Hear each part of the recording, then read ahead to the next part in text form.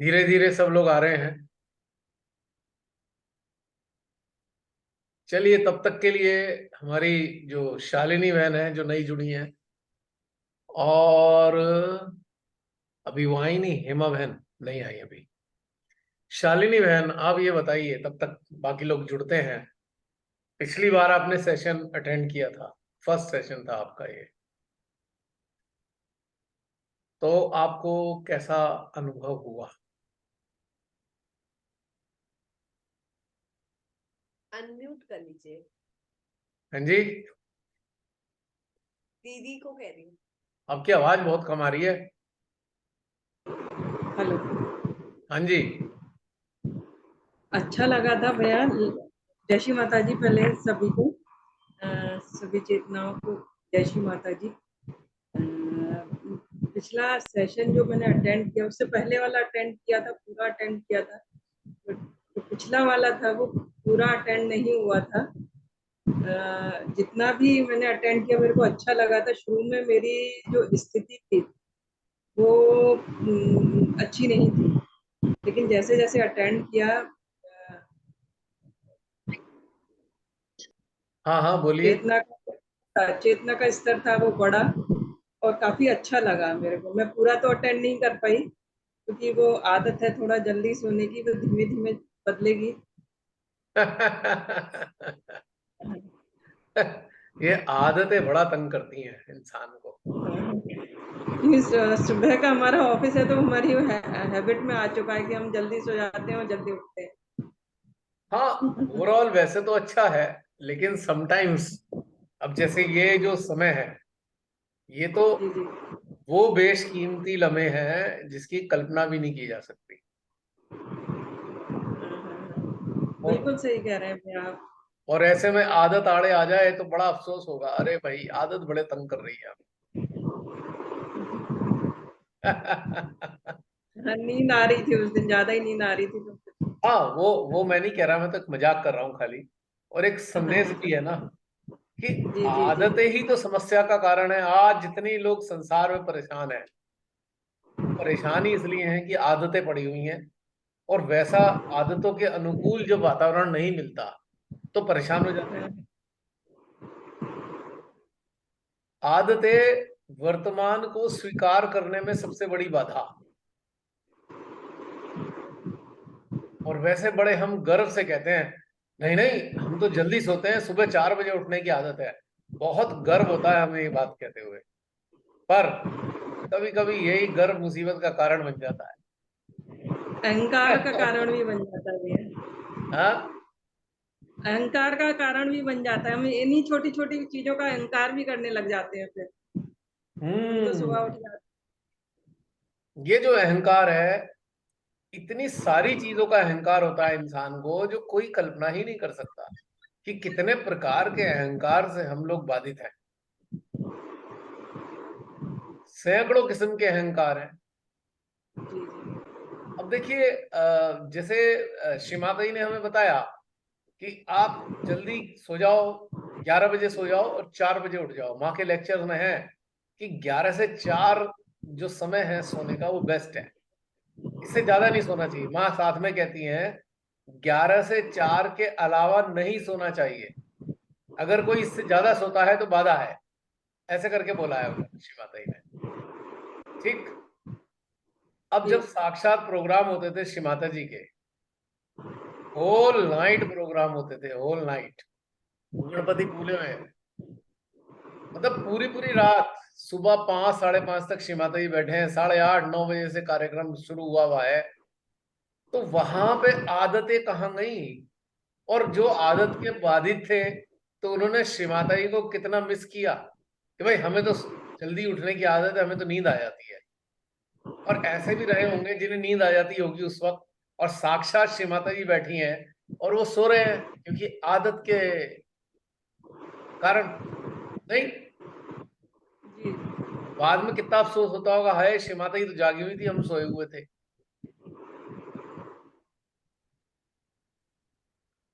एक बार मैंने बताया था ना कि यहाँ पर भी वही स्थिति है। साक्षात है श्री माता जी, आपके अल्टार में जो बैठी हैं, साक्षात बैठी है। किसी सामूहिकता में बैठी हैं, साक्षात बैठी हैं। वो साक्षात हैं, ये समझना होगा, तो फिर आदतें हावी नहीं होंगी। मैं आपके लिए नहीं कह रहा हूं, कभी आप ये सोचें, मैं एक जनरल नहीं बात, नहीं नहीं बिल्कुल। क्योंकि मेरा संदेशा तो सबके लिए होता है, किसी एक व्यक्ति विशेष के लिए नहीं है ना। जी और जी। एक चीज और मैं नोटिस करता हूं संसार में, एक बहुत बड़ी बाधा है मनुष्य के साथ में। जैसे कि मनुष्य ने कोई बहुत अच्छा समय देखा या अच्छा समय जिया, तो कोशिश करता है उस अच्छे समय को अपने हाथों में, कंट्रोल में ले आऊं अपने, और उसे कभी जाने ना दूं। जो उसे आनंद आया जिस समय का, उसको कंट्रोल करके रख लेता है वो। बस किसी तरह कोशिश करूं मैं, मेरे हाथ से ना निकल जाए। और इसी संघर्ष में उसका अंदर झगड़ा चलने लगता है, आदमी को आपस में अंदरूनी स्तर पे उसको अशांति पैदा होने लगती है।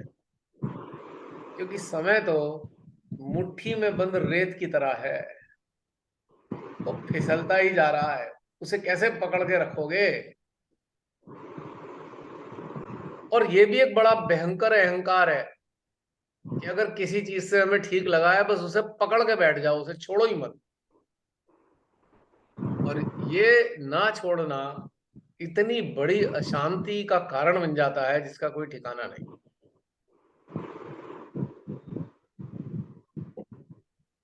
ये भी एक बड़ी समस्या है।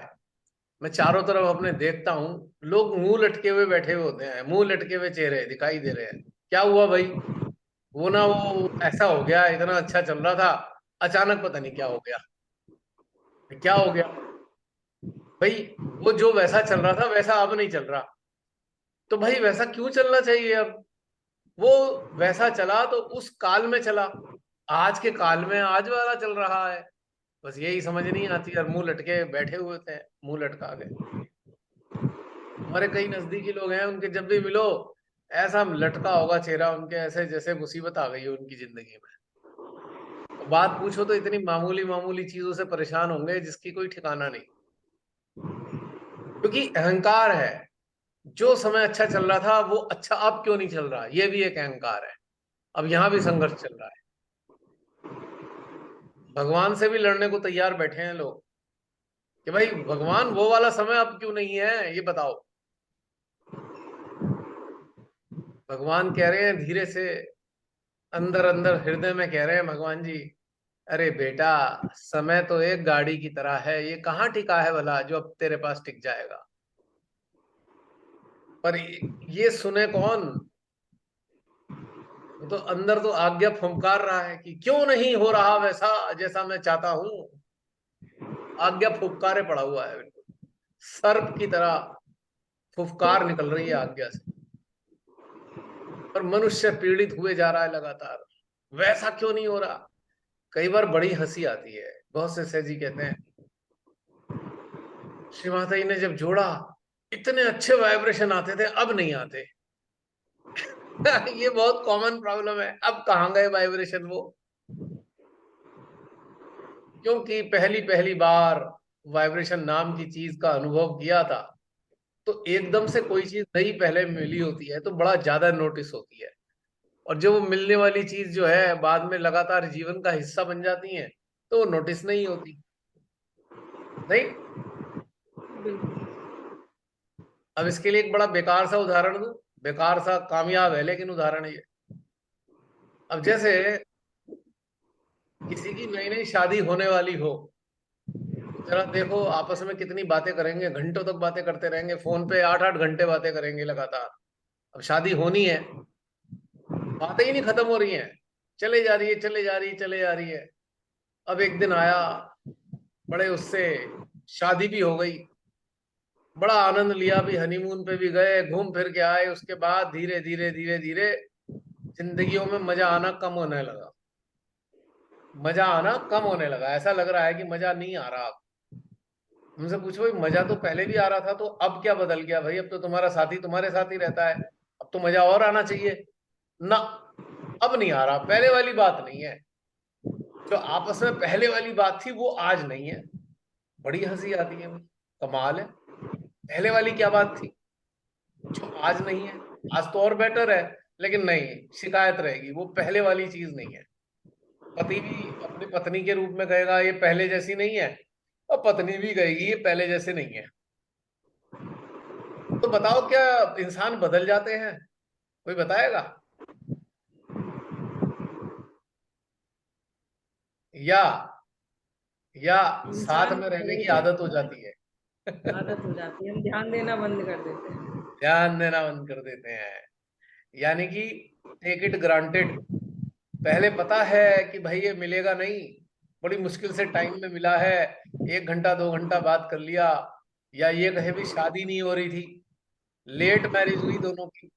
अब तक तो ये था भैया किस कौन हस्बैंड बनेगा, कौन पत्नी बनेगी, मतलब जीवन साथी कौन होगा, बड़ी जिज्ञासा रही। उसके बाद किसी तरीके से बात बनी, बनने के बाद बड़ा चार्म रहा कि भाई ये जाने वो जाने वो जाने, अब शादी करके घर में आ गई लड़की, या लड़की के साथ हस्बैंड रहने लगा। अब दोनों का दोनों में इंटरेस्ट खत्म, बस वो वाला चार्म खत्म हो गया, अब वो शिकायतें शुरू हो गई। अब पहले जैसे नहीं रहे। तो पति भी कहेगा भाई तुम कितना पहले ये करती थी, अब ये वाला काम नहीं करती, अब ऐसा नहीं करती, अब ऐसे नहीं बोलती, अब ऐसे मुस्कुराती नहीं। ये अजीब सी समस्या, और घर घर में ये संघर्ष शुरू हो जाता है। कारण क्या होता है कि मजा कहीं नहीं गया। अब चूंकि हम किसी एक चीज के आदी हो गए, और हमने अपने जीवन में अंदाज नहीं बदला जीवन जीने का, हमने जीवन का अंदाज नहीं बदला, अपने जीवन साथी की तरफ देखने का अंदाज नहीं बदला, तो बस इस कारण से हमें वो बेकार लगने लगा है। अगर नित नवीन जीवन को नवीनता के साथ जिया होता दोनों ने, तो चार्म बरकरार रहता दोनों के बीच में। चार्म इसलिए बरकरार नहीं है कि वो अब बड़े उससे कहेंगे भाई क्या हुआ, अरे भैया अब तो शादी हो गई, जैसे बड़े ठंडी सी सांस लेते हैं अब तो शादी हो गई, यानी कि बड़ा आफत आ गई जिंदगी में, अब तो शादी हो कर दिया। एक ऐसी वाली फीलिंग भी आती है, मैं कई वो लोगों से देखता हूँ, बड़ी हंसी आती है कि भाई क्या हो गया, नहीं भाई अब तो हम शादीशुदा हैं, जैसे कोई एक बहुत बड़ा सा गड़बड़ हो गई हो शादी करने के बाद में।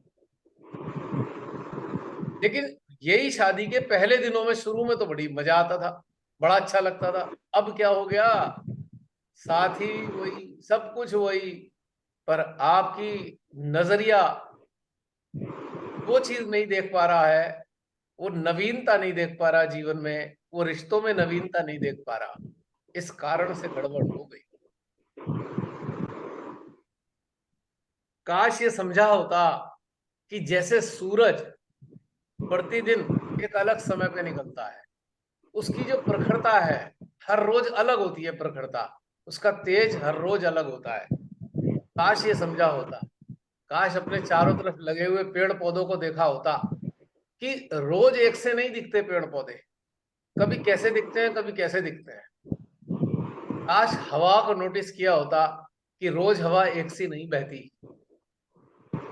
काश नदी के किनारे देखकर नदी की धारा को बहते देखा होता कि नदी की धारा भी बदलती रहती है, प्रतिपल बदलती है। काश आसमान की तरफ देखकर उसके रंग को देखा होता कि रोज आसमान एक से रंग का नहीं दिखाई देता। काश उस आसमान में उड़ने वाले परिंदों की जो उड़ान है उसको नोटिस किया होता कि परिंदे रोज एक तरीके से नहीं उड़ते। काश अपने भीतर में आने वाली सांसों को देखा होता कि सांसों की गति रोज बिल्कुल एक सी नहीं होती, ये भी मोमेंट बाय मोमेंट बदलती रहती है। तो फिर एक रास्ता नहीं रहती, और जीवन का आनंद भी लगातार बना रहता।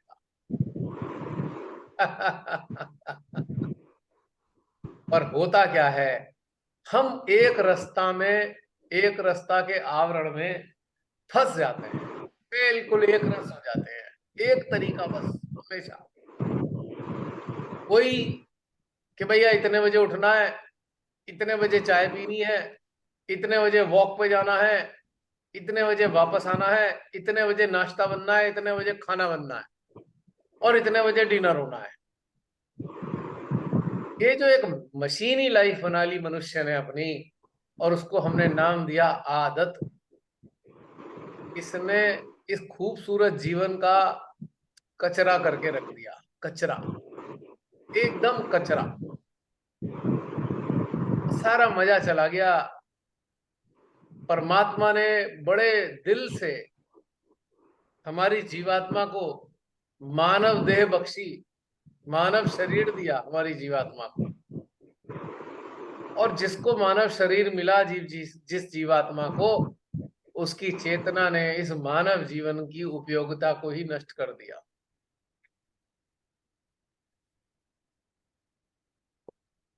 रात दिन सोचे पड़े हैं, हाय वो वाला समय आज क्यों नहीं आ रहा, क्या वो भविष्य में आ जाएगा।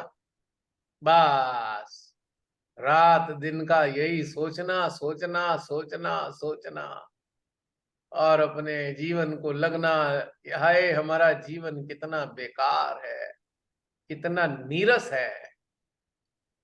और साथ में रहने वालों पर आरोप प्रत्यारोपण कि भाई उनकी ये गलती है, वो ऐसा कर देते हैं, वो ऐसा, क्योंकि वो भी कंडीशन है, आप भी कंडीशन हो। जिन पे हम दोष लगा रहे हैं वो भी कंडीशन है, और हम भी कंडीशन है। हमको उनकी कंडीशनिंग दिख रही है, पर अपनी खुद की नहीं दिखाई दे रही। और ये जीवन बड़ा मुसीबत वाला बन गया। नहीं, कुछ कुछ ऐसा ही होता है क्या?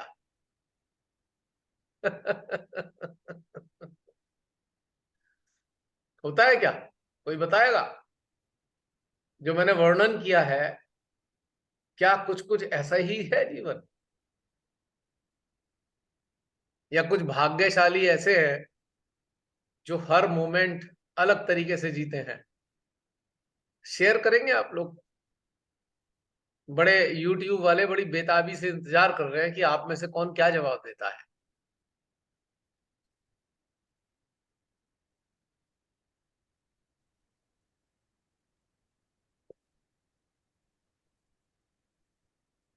बताइए, कोई जवाब देना चाहेगा इस विषय में? वो मेरे को पसंद नहीं है एक जैसा। है? चेंज करने की आदत है शुरू से। चेंज करने की आदत है? भाई वाह, मीनाक्षी कॉन्ग्रेचुलेशन।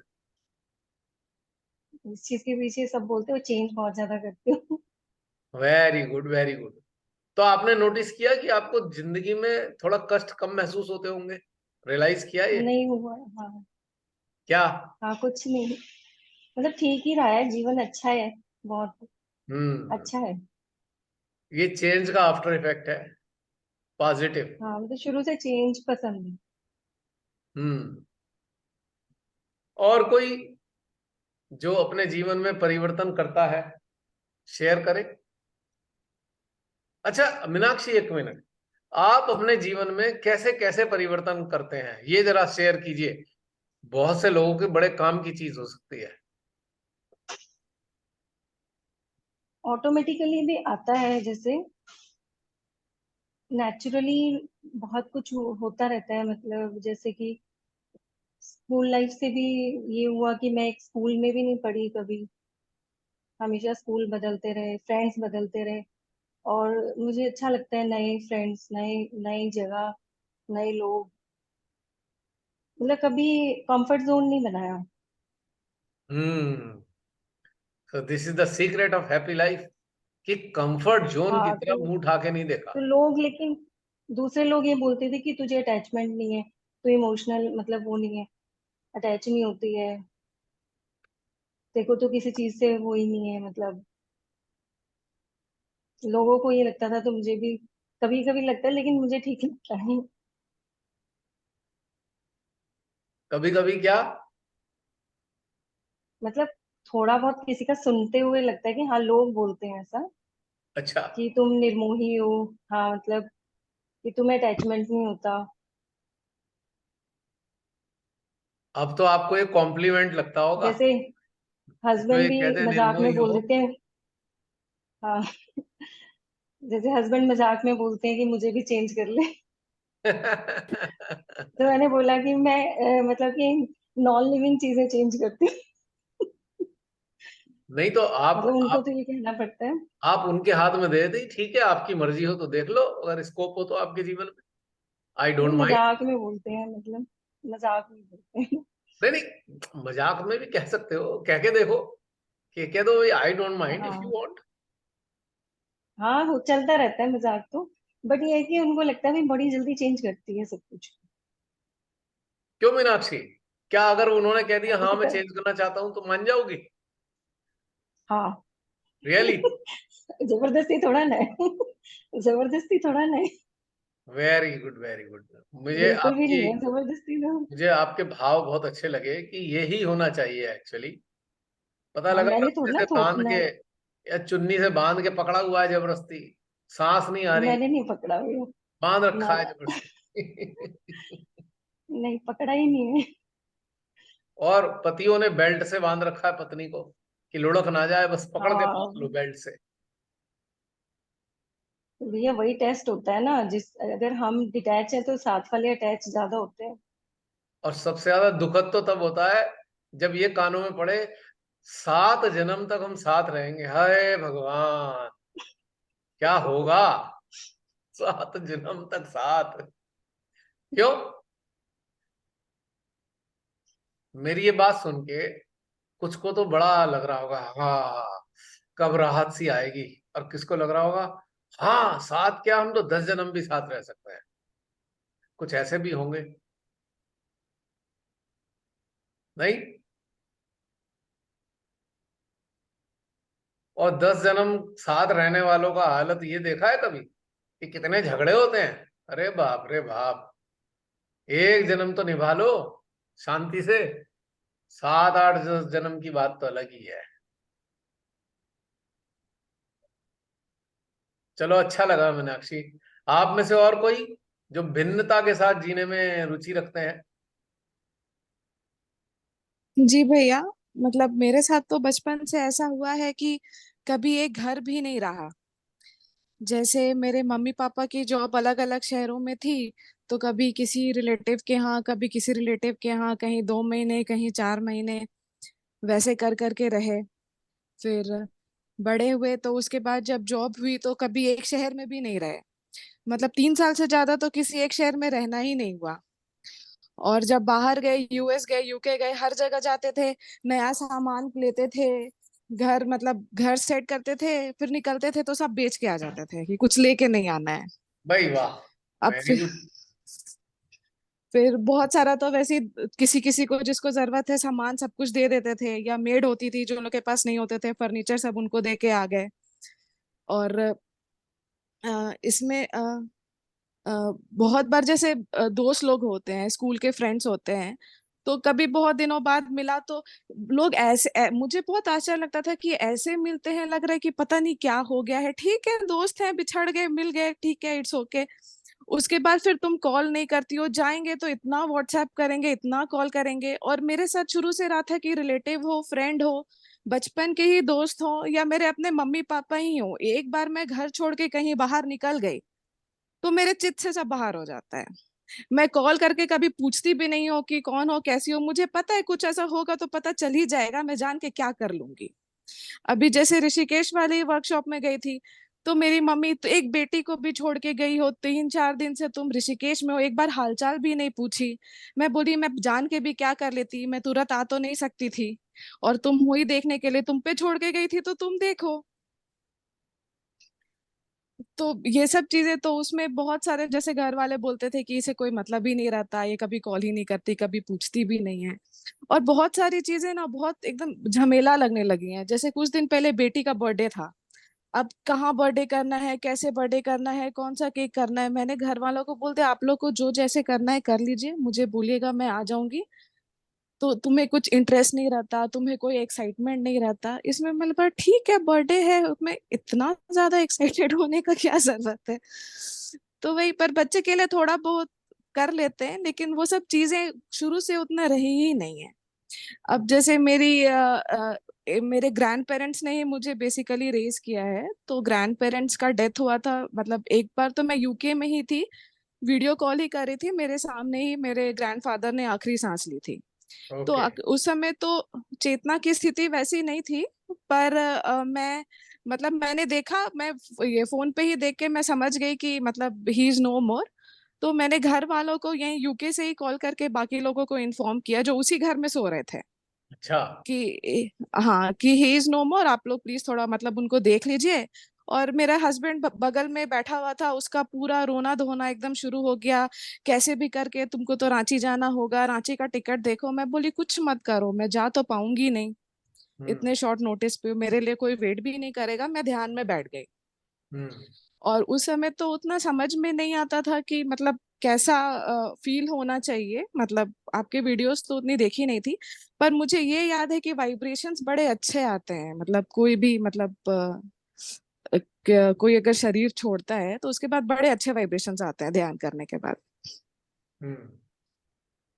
तो उसके बाद वैसे ही मेरी ग्रैंड मदर के साथ भी हुआ कि मैं सामने में थी, वो चली गई, मतलब उनको तो सब आईसीयू में एडमिट करने के लिए तैयार थे, तो मैं बिल्कुल हो गई कि नहीं अब उनको कुछ नहीं करना है, उनका समय आ गया है, वो घर में जाएंगी। हम्म। तो सबने बहुत बोला कि कैसी डॉक्टर हो तुम। मैं बोली ना डायलिसिस कराना है, ना आईसीयू में रखना है, ना बिना मतलब का इंजेक्शंस देना है। जो आज जा रही है वो 10 दिन बाद जाएंगी, कष्ट करके जाएंगी, जाएंगी तो जरूर, तो फिर क्यों ऐसे करना है, घर में ही रखो। तो फिर वो भी गई, तो उसके बाद हो गया भाई, मतलब उस समय भी गई उनके बगल में ही बैठ के मेडिटेशन किया, फिर मैं उठ के नॉर्मल हो गई। अब लोगों को बड़ा लगता था शुरू से, मेरे पापा भी जो लास्ट ईयर गए उसमें भी सबको लगा कि ये लड़की कुछ एबनॉर्मल है, वो तो मैं पूरे घर में ही मतलब सबको लगता है कि मेरे साथ कुछ प्रॉब्लम है। तो बस वही तो, अटैचमेंट बहुत ज्यादा कभी रहा नहीं, और अब तो और ज्यादा नहीं है। जो थोड़ा बहुत कंडीशनिंग की वजह से लगता था कि होना चाहिए, अब वो भी खत्म हो गया। बढ़िया। ढेर सारी भैया एक शुभकामनाएं आपको। एग्जांपल, जी। एक इंटरेस्टिंग सी बात याद आई अभी। हम्म। एक इंटरेस्टिंग बात याद आई कि जैसे शादी हो रही थी तो मतलब जल्दी से अपना घर छोड़ने के लिए, मतलब मैं बहुत मतलब तैयार थी, और सबको तैयार कर रहे थे कि चलो चलो जल्दी जाना है, मतलब टाइम लेट हो जाएंगे। मतलब सब बोलते हैं कि कोई लड़की ऐसी देखी नहीं है कि जो शादी के लिए इतना तैयार है। कि अपना एक्चुअल घर में छोड़ने के लिए तैयार बैठी है। सच्चाई पता है क्या है? जो बाई चांस कुदरती तौर से कहें कि अगर अंदरूनी रूप से पूर्व जन्मों के समाधान आने के कारण वर्तमान जीवन में जो डिटैच होते हैं, काफी हद तक डिटैच होते हैं, तो उनको लोग एबनॉर्मल ही कहते हैं। क्यों कहते हैं? खुद बहुत बुरी तरह फेविकोल की तरह चिपके होते हैं पता नहीं कितनी चीजों से, तो उन्हें समझ ही नहीं आता यार ये हम तो इतनी बुरी तरह चिपके हुए हैं, ये चिपक क्यों नहीं रहा। इसीलिए जो है एबनॉर्मल बात बनती है। और हकीकत क्या है? हकीकत चिपकने वाले लोग एबनॉर्मल होते हैं, सच्चाई ये है। क्योंकि अगर आप प्रकृति को देखेंगे, प्रकृति को, प्रकृति की कोई भी चीज आपको चिपकती हुई महसूस नहीं होगी, कहीं भी चिपकेगी नहीं प्रकृति की कोई भी चीज आपको। कभी वो आपको संदेशा नहीं देगी कि आप किसी से अटैच हो जाओ, चिपक जाओ।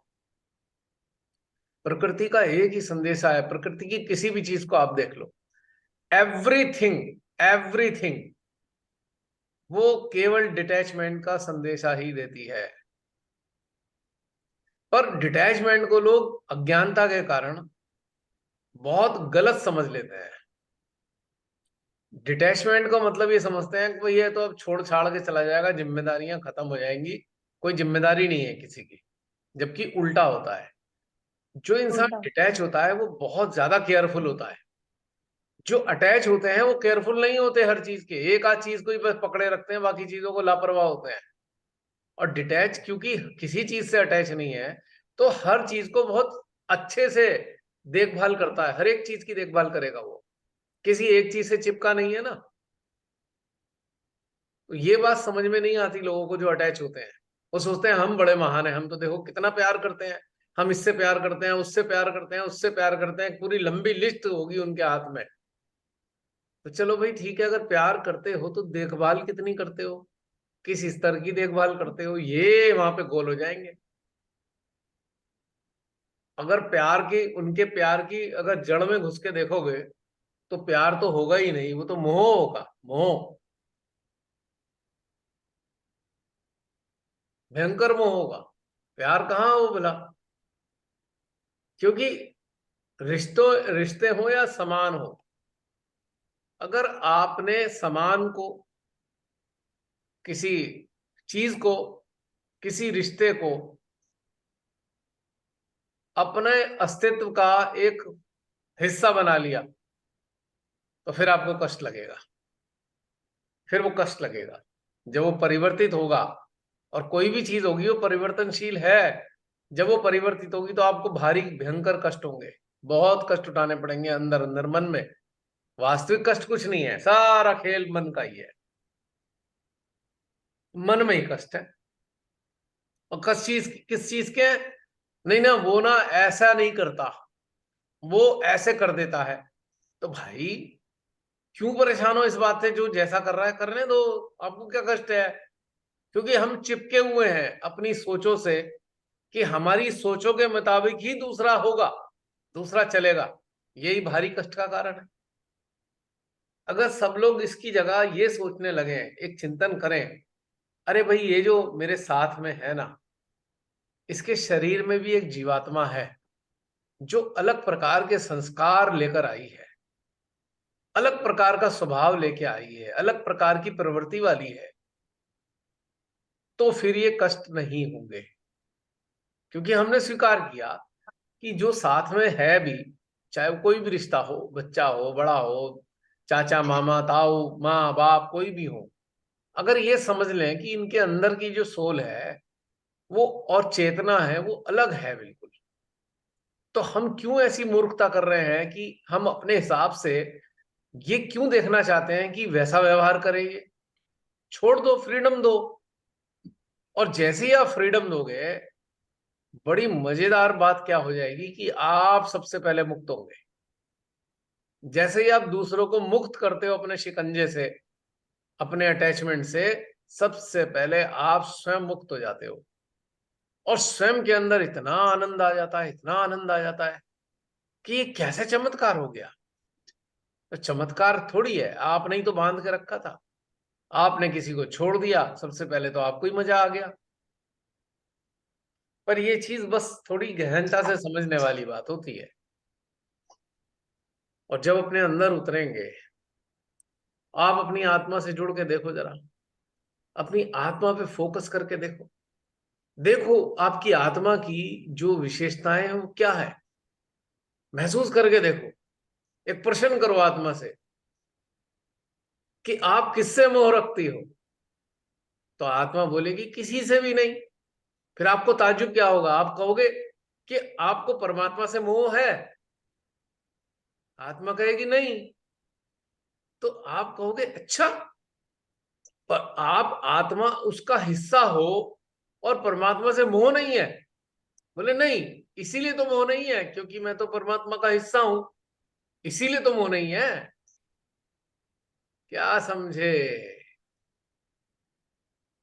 एक बार को परमात्मा का हिस्सा ना होती आत्मा, हो सकता है मोह हो जाता।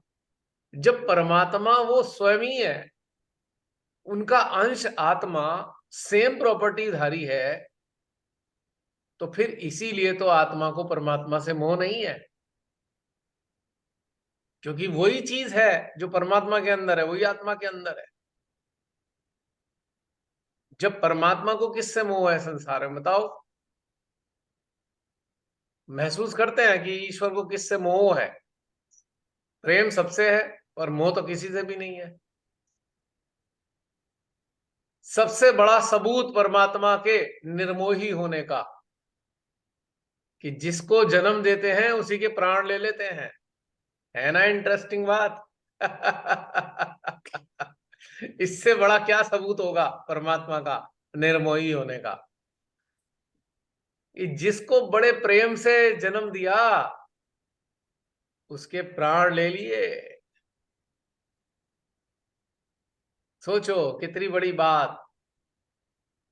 जब परमात्मा निर्मोही है, हमारी आत्मा निर्मोही है, तो भाई हम क्यों मोह ग्रसित हैं?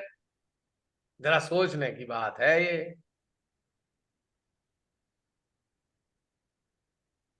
अब एक बात और देखो, एक निर्मोह का कोई कहे भाई हम संसारी के इसलिए मोहग्रस्त है, अच्छा ठीक है। अब आप जरा शरीर की तरफ आ जाओ। ये जो ग्रॉस बॉडी है, 33 करोड़ सेल का एक स्वरूप है ये इकट्ठा। 33 करोड़ सेल एक से जुड़े हुए हैं, ठीक है।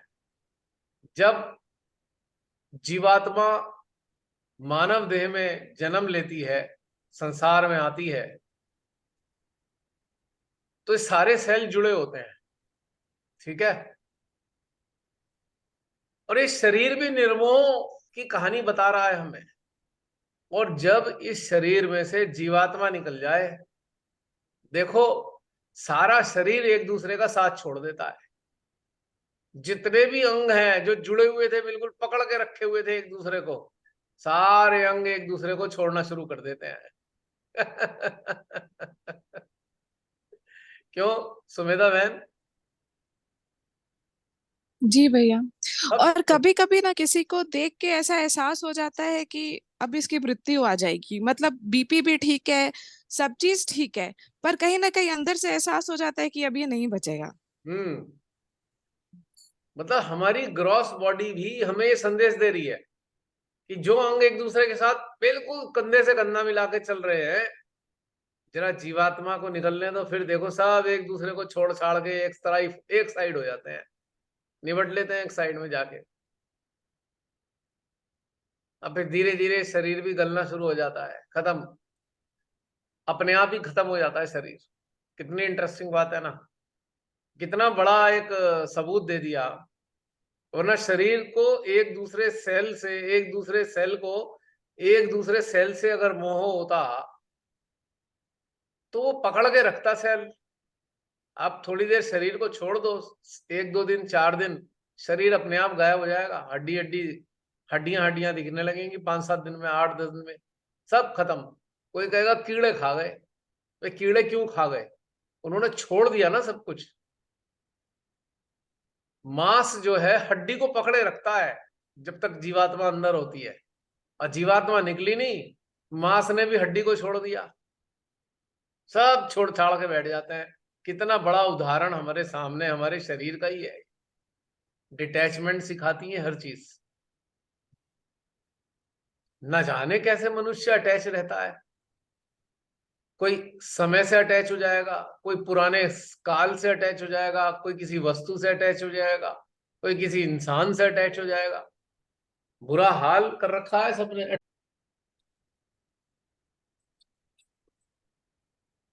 तो ये रियलाइज हुआ कुछ?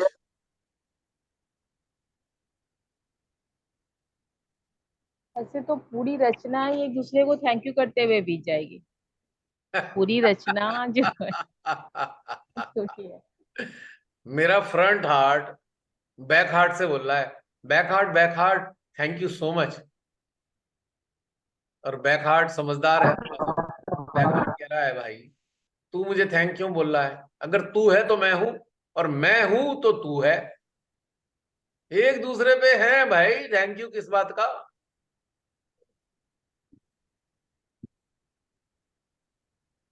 ऐसी गॉड है और हम हैं। हम कह रहे हैं भगवान धन्यवाद, भगवान कह रहे हैं मुस्कुरा के अरे तुम्हारे कारण ही तो मैं हूं।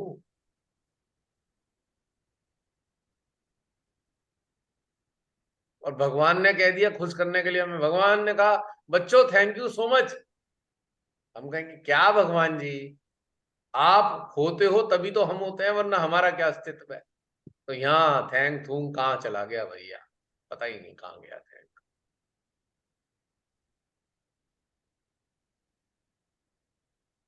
नहीं,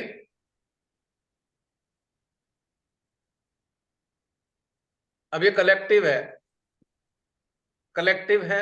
हम सब लोग हैं, हम सब लोग हैं तभी कलेक्टिव है। किसी एक व्यक्ति से कलेक्टिव है तो बता दो मुझे जरा। कलेक्टिव एक व्यक्ति को थैंक यू बोलेगी या एक व्यक्ति कलेक्टिव को थैंक यू बोलेगा? मुझे समझाओ जरा। दोनों के अस्तित्व एक दूसरे पे निर्भर करते हैं। तो क्या मैटर हुआ इसमें ये समझने का?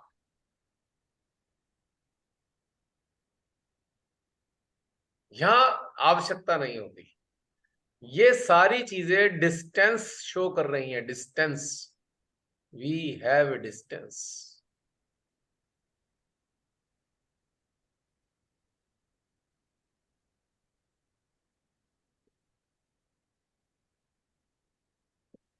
डिस्टेंट जो लोग हैं, डिस्टेंट, वहां हम ये यूज कर देते हैं। जो हृदय में बसे हैं उसके लिए क्या बोले?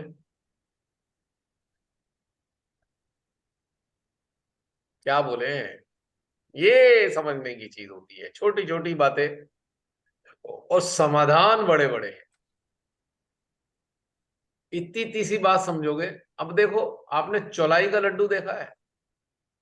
देखा वो कौन से महीने में मिलता है चौलाई का लड्डू, प्रियंका? जनवरी। जो दानेदार होती है वो सब। हाँ, नहीं, कौन से महीने में मिलता है अक्सर खाने को? सर्दियों में ना। इसी सर्दियों में, सर्दियों में। चौलाई का साइज क्या होता है?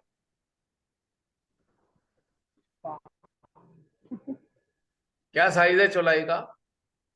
कई बार तो आंखों से भी दिखाई नहीं देती चौलाई का, एक दाना दिखता भी नहीं कई बार, हाँ बिल्कुल, जब वो बनती है तब दिखती है ना?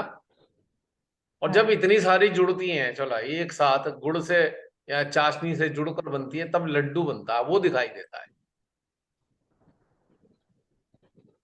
तो चौलाई का दाना चिपका हुआ लड्डू से कह रहा है, laddu laddu, thank you so much, मैं तेरा हिस्सा हूं। और लड्डू मुस्कुरा के कह रहा है, अरे तू ना होता तो मैं कहां से होता। तो काय का थैंक यू बोल रहा है भाई तू, क्योंकि तेरे से जुड़कर ही तो मैं लड्डू बना हूं। तो चौलाई में और जो लड्डू में जो कोरिलेशन है, वही कोरिलेशन हम में और भगवान में है। वो लड्डू हैं और हम चौलाई के दाने हैं। अब सोचो, चौलाई का दाना चौलाई के लड्डू से दूर है तो बड़ा परेशान है, दुखी सा है। जब जुड़ गया तो मस्त हो गया, लड्डू में समा गया, लड्डू बन गया। तो ये कोरिलेशन हमारा और भगवान जी का है। ऐसे ही समझ लो, एक नया उदाहरण है चौलाई और चौलाई का लड्डू। बड़ा सुंदर। है। क्योंकि जो चौलाई का जो दाना होता है इतना हल्का होता है, अगर वो लड्डू से अलग है तो उसका कोई अस्तित्व भी नहीं बचता, क्योंकि वो एक फूंक से भी उड़ जाएगा। एक हल्की सी हवा, मतलब वो खत्म, और वो बंद के ही एक बार। और बांधा किसने है, ये भी तो देखो। किसने बांध रखा है सारे चौलाई के दानों को, जरा ये महसूस कर लो। मिठास ने, प्रेम ने, प्रेम रूपी मिठास ने। यस। और उस लड्डू की जो चाशनी है, या गुड़ की चाशनी हो या चीनी की चाशनी है, वही आदि शक्ति है। आदि शक्ति ने ही समेट रखा है पूरी सृष्टि को, चिपका रखा है एक दूसरे से। और चिपके हुए चौलाई के दाने इकट्ठे होके चिपके हुए हैं, बस एक दूसरे को thank you thank you thank you बोले जा रहे हैं। क्या मतलब, कोई मायने है इन थैंक यू का? मतलब ये सारी एक डिटेल की बात समझने के लिए था हमारा। हम अगर डेप्थ में जाते हैं तो सतही स्तर की बातें हम नहीं कर सकते। अगर हमने डेप्थ को टच किया है, टच कर रहे हैं, तो सतह वाली चीजें हमारी छूट जाती हैं, या छूट जानी चाहिए। अगर नहीं छूट रही है, कंडीशनिंग के कारण नहीं छूट रही।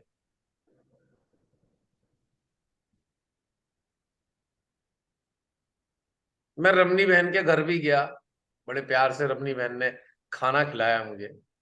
पहले सेमिनार में खिलाया, खाना बना के लाई, मुझे देखा भी नहीं था, मिली भी कभी नहीं थी, पहचानती भी नहीं थी।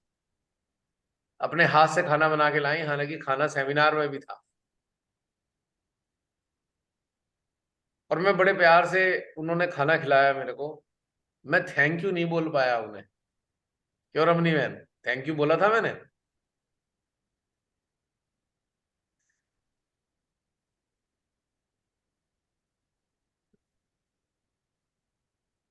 भैया, बस एक वो ही एक्सप्रेशंस देख रहे थे। अब मेरे को आपको देखकर आनंद आ रहा था कि आप कैसे कितने आनंद से खाना खा रहे हैं।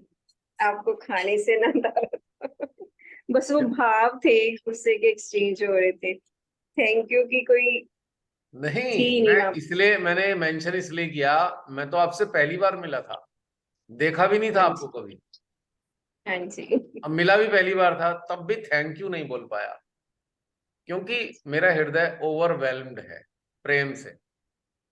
तो मैं थैंक यू कैसे बोलूं? क्या मैं जो आपका प्रेम है उसको मैं, उसका ऋण मैं आपको थैंक यू बोल के चुका दूं? फिर नहीं घर भी जरूरत हो। फिर घर भी रहा, बार बार मेरे को पता नहीं किस किस चीज का तो ध्यान रखा मेरा, ये चीज चाहिए, ये कमी, ये जरूरत ना पड़ जाए, वो भी लोग कमरे में रख दो, फिर खाना भी दोनों तीनों टाइम, नाश्ता चाय वगैरह दुनिया भर की। और जब मैं वापस आया तब भी मैं थैंक यू नहीं बोल पाया उनको जाते हुए। क्यों रमनी बहन? नहीं जरूरत होती भैया, जहाँ अपनापन होता है ना, वहां इन चीजों की जरूरत नहीं होती। 2011 और में पटना मेरे को बुलाया युवा शक्ति ने, प्रियंका, विशाल, बहुत सारे लोग थे। तो उसी दौरान गुरुद्वारे में 15 घंटे बिताए सबने साथ साथ, 15 घंटा, 15 आवर्स, कोई नहीं सोया। उसके बाद आयशा ने कहा आप घर चलो,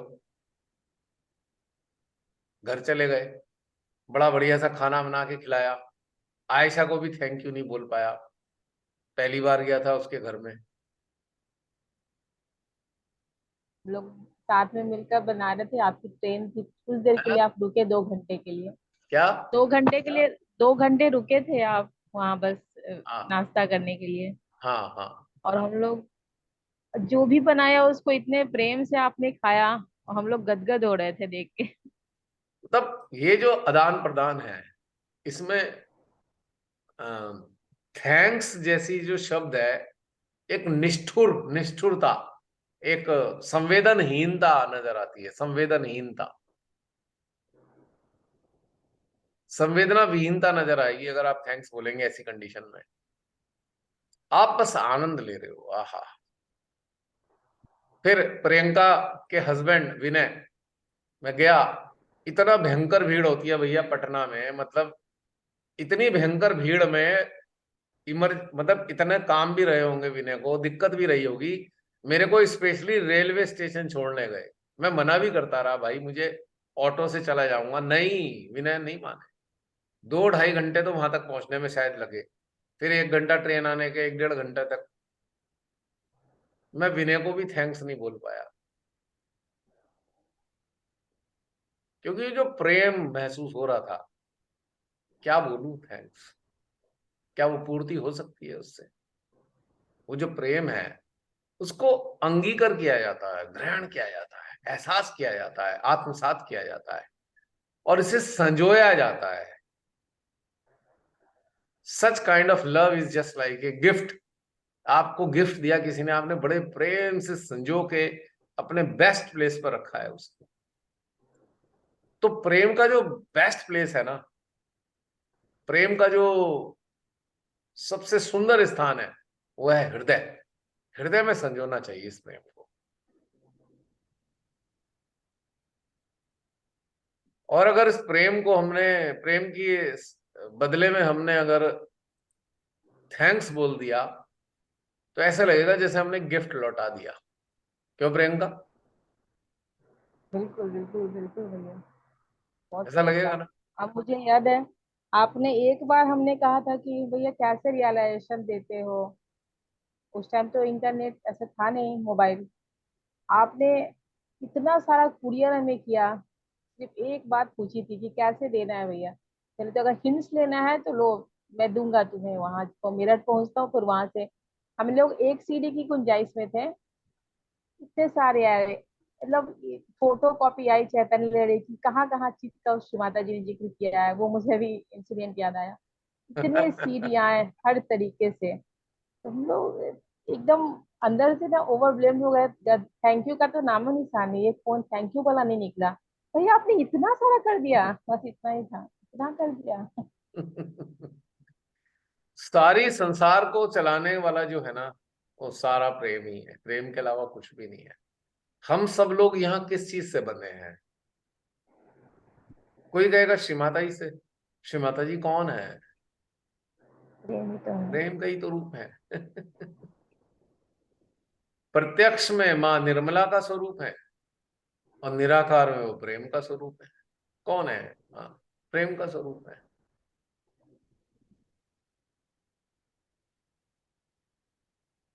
अब प्रेम की बातें चल रही हैं, जरा देखना चेतना कहाँ पे स्थापित हुई हुई है इस वक्त।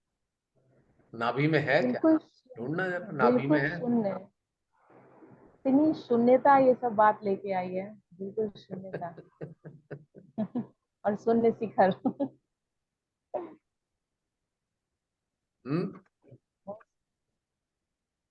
और एक प्रेम का, तथा कथित प्रेम का एक रूप दिखाऊं? प्रोटोकॉल। बताओ क्या है ये प्रोटोकॉल? क्या प्रेम का रूप है ये प्रोटोकॉल?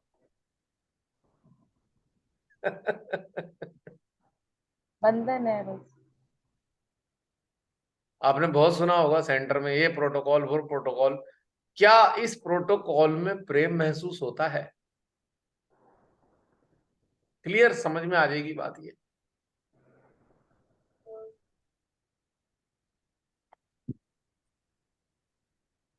अरे यार, ये महसूस होता है प्रोटोकॉल में प्रेम? नहीं है ना? फिर क्यों चिपका रखी है सबने सेंटर्स में, जब इसमें प्रेम ही नहीं है? जागरूकता नहीं है इसलिए चिपका रखा है ऐसे कचरे को भी अपने साथ में। अब जहां ये सारा प्रेम है, तो क्या है, अब प्रोटोकॉल नाम की बीमारी रह सकती है? अब हमारा ये मंच है, एक तरीके से श्रीमाता जी ने एक मंच दिया है जूम सेशन का। इसके क्या प्रोटोकॉल है? पता है इसके प्रोटोकॉल किसी को? हृदय से या उसका आगे बनना है, कोई इंटेंशन। प्रोटोकॉल है इसका? इसका नहीं। आपको पालन करना पड़ेगा। 2015 अप्रैल 2020 से ये सेशंस चल रहे हैं। कोई प्रोटोकॉल बने थे इसके क्या? बने भैया बने। हैं? हेलो, बने भैया बने। कौन से हैं? एंट्री के लिए, कि- सिर्फ ज- एंट्री के लिए। हाँ, एंट्री के लिए जो इनएलिजिबल लोग हैं उनको एंट्री नहीं करना, और अपना इसको शेयर नहीं करना लिंक को किसी को भी। और जो हमारा हाँ, ग्रुप है उसके उद्देश्य को भूलना नहीं है हमारे को, कि भाई हम किस उद्देश्य से इस ग्रुप से जुड़े हुए हैं। ये प्रोटोकॉल नहीं है, ये रूल्स हैं। अच्छा रूल। रूल्स अलग होते हैं, प्रोटोकॉल अलग होते हैं। ये रूल्स जो है पर लेकिन इसमें एलिजिबिलिटी बंधन नहीं बेस्ड है। लगता भैया। रूज अच्छा लगता रूल्स है। रूल्स जो अच्छा है, लगता है, बंधन नहीं लगता इसमें। हाँ, एलिजिबिलिटी बेस्ड है ना ये। अब ये तो वही बात हो गई कि भाई नर्सरी वाले को आप सीधा 12th में बैठा दो तो क्या हाल होगा उसका। तो इसीलिए तो कहा है भैया, वो जो वर्कशॉप है वो सारी क्लासेस पार करके आओ तो यहाँ पे फिर समझ में आएंगी चीजें। क्यों हेमा बहन, आपने वो सब किए, जी भैया। आप वो सारे करके यहाँ आए, जी। क्या लगा आपको कि करना चाहिए था या नहीं करना चाहिए था? करना चाहिए था भैया, उसके अंदर बहुत कुछ सीखने को मिला। और मतलब जो क्लियर होगी हर चीजें जो भी थी, वो हर चीज एक एक मतलब क्लियर होता गया कि ऐसे ऐसे अपने कहाँ पे कैसे ध्यान का जो भी उसमें समझाया गया वो चीजें क्लियर होती गई कि कैसे टेंशन वर्क होगा, कैसे मतलब पहले भी करा था टेंशन वर्क, मगर उसके अंदर और क्लियर हो गया हमारा बहुत अच्छे से। अच्छा, कि अब जैसे दूसरा। मंजू जी और इनके ग्रुप में अटेंशन वर्क करते थे, मगर जब ये वीडियो पूरे देखे तो उससे और अच्छे से चीजें क्लियर हुई और अच्छे से अनुभूति भी बहुत अच्छे से हुई उसका। अब दूसरा मेरा प्रश्न है, अगर वो सब करके ना करते आते, ना वो करके आते यहाँ, आज जो ये बातें चल रही हैं, तो ये बातें कैसे लगती हैं आपको? ये समझ नहीं आती हुई है, हाँ। समझ ही नहीं आता कुछ भी, हाँ। कर दे दिया। और छोर भी समझ में नहीं आता ये हो क्या रहा है यहाँ पे। अभी भी जो YouTube पे डायरेक्ट जो बहुत से देख लेते हैं आजकल वाले, तो उन्हें लगता है कैसे पागलपने की बातें करते हैं, कोई ध्यान थोड़ी है, ध्यान का मतलब ही नहीं इसका, ये तो सहयोग की बातें भी नहीं हो रही यहाँ तो। वो ऐसे ऐसे वाले भाव रखेंगे ना जो लेटेस्ट वाले ये वीडियो देख रहे होंगे आजकल। एक किसी ने कमेंट कर रखा था कल वाले वीडियो पे, कल या परसों वाले पे, कि क्वालिफिकेशन, मतलब क्वालिफिकेशन पूछा, उसमें लिखा है क्वालिफिकेशन टू ज्वाइन दिस, ऐसे करके उसने क्वेश्चन किया है। तो मैंने इसमें लिखा go through all the videos of वो वाली जो कैटेगरी है टू ज्वाइन दिस ये देखिए कलेक्टिव।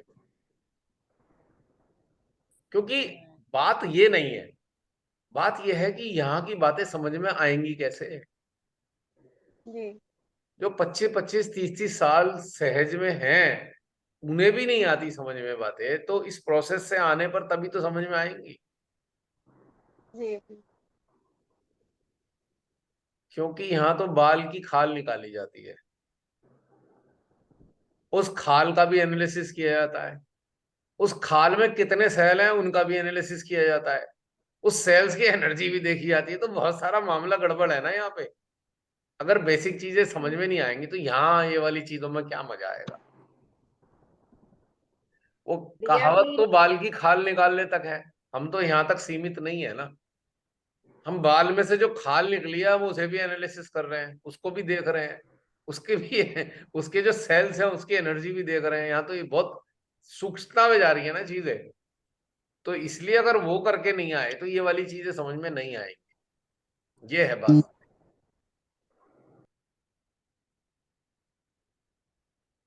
कभी कभी आप सबको लगता है क्या इतनी बारीक बारीक बातें करने की जरूरत क्या है आखिर। चुपचाप आंख बंद करके ध्यान का मजा ले नहीं सकते, कहाँ दिमाग खराब करने वाली बातें कर रहे हैं। कभी कभी लगता है कि आप सबको ऐसा।